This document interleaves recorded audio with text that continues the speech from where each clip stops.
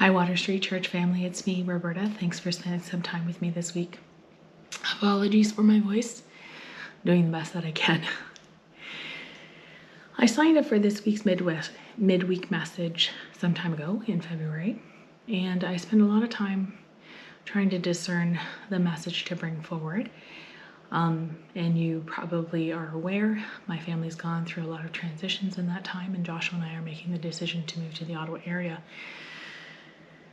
And so I've been listening carefully and trying to figure out what the message is. I work professionally as a negotiator, and I've been taking a lot of courses on mediation. I also do a lot of work for a church denomination, and a big struggle that we are facing as a church and as individuals is the question of related to unity. How do we act together when the world seems increasingly polarized? And there's a couple of verses in my mind that constantly stick with me about what it is to be a Christian and the topic of unity. From 2 Corinthians 13 verse 11, strive for full restoration, encourage one another, be of one mind, live in peace, and the God of love and peace will be with you. Or from Galatians 3 verse 28, there is neither Jew nor Gentile, neither slave nor free, nor is there male and female, for you are all one in Christ Jesus. These verses have been very important to me in my work in negotiations and in mediation, and in what I do volunteering for the church. And it's hard because we are often sitting next to each other in disagreement. We worship the same Lord and Savior, and there's many times when we sit beside each other in the pew and we're not in disagreement, and yet there's many times when we are. And the disagreement can be over things that somebody might think is petty, and they can be over things that are huge. So as I was preparing and thinking about this, I thought I'd share with you something that I know about negotiations. So in negotiations, the common concept that we have is that you prepare your position, the other side prepares its position, and it's almost like a butting. And it's to see which side gets the most of what they came to the table with, seeking for.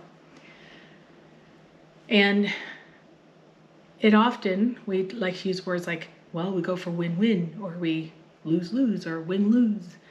And we use the words win and lose, and we have this dynamic of this struggle. And it's hard because as the field that I work in, healthcare, they're not allowed to strike. And so we're forced to negotiate until we have a deal. And science has shown in the study of negotiations that the best deals are the ones that are negotiated at the table, and not ones that come through strike, and not ones that necessarily come through arbitration. Because when you can't come together, you go to an arbitrator and you essentially hand it up to them and say, you figure out what's there. This kind of negotiations is called positional bargaining. You create your position, they create their position, and then you duke it out. And one of the things that I've been taught as a negotiator is that that is a recipe for disaster. One of the things that I work to doing with my group, because I'm always coming as an advocate for the worker, is to try and engage the employer in a conversation about the problem it is that we're both trying to fix. Our proposals are usually coming out of problems that we've experienced in the last few years of working together in the current collective agreement that's expired. And we come at it from our perspectives. And they think of a top-down type solution, and we think of a grassroots type solution. But at the end of the day, if we can stop and we can talk about the problem and really unpack, almost 90% of the time, I just made that number up, but it seems real, we discover that we actually have the same hopes and intent and desire end result. But because we come at it from positions, we always posture the other person as wrong. And so we can't find a way to see together.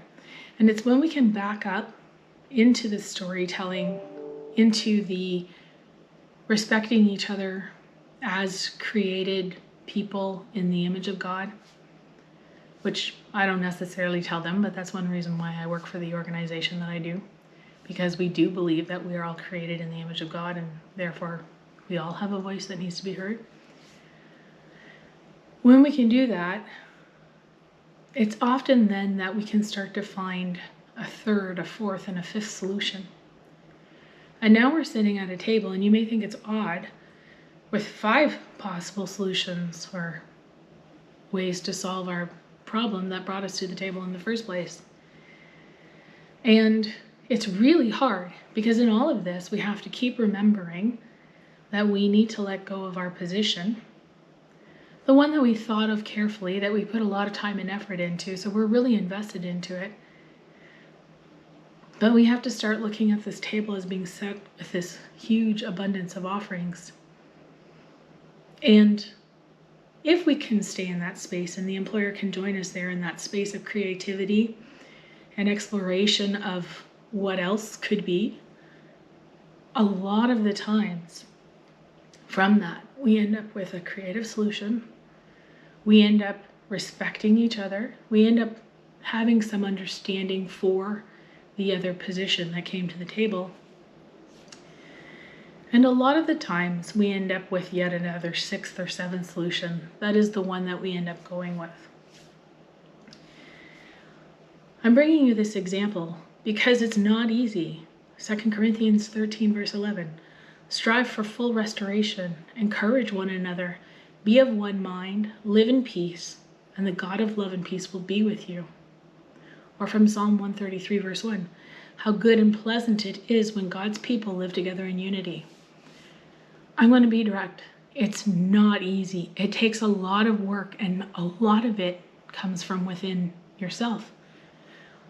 I spend a lot of time with my committee, validating the position that they came to the table with, but also working at opening that door so that we can look at and see each other, yes, through the lens of the fact that we are all created in God's image, and coming to another solution. I realize this has probably been a little bit long, and it's probably been a little bit hard to hear from me. I always end this inviting conversation, and I want you to know that that's exactly where I am. I don't necessarily come to this thinking that I've got the solution, but I just thought I'd leave you with some additional thoughts on unity, and God's blessing be with you.